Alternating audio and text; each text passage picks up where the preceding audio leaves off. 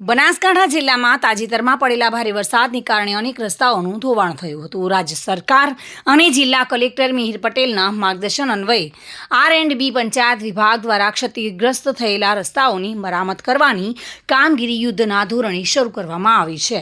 જેના ભાગરૂપે પાલનપુર શહેરમાં આજે સવારથી જ માર્ગ મકાન વિભાગે બિસ્માર રસ્તાઓની મરામત અને સમારકામની કામગીરી હાથ ધરી છે.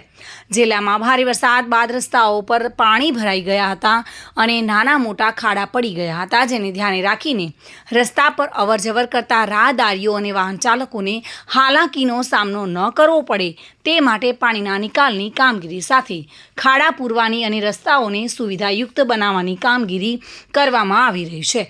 જે અંતર્ગત આજે પાલનપુર શહેર વિસ્તારમાં પોલિટેકનિકલ કોલેજથી Ganeshpura road, Madhupura road, ITI road અને બનાસડેરી જતા માર્ગોનું સમારકામ કરવામાં આવ્યું હતું. Bureau report, today Gujarati news.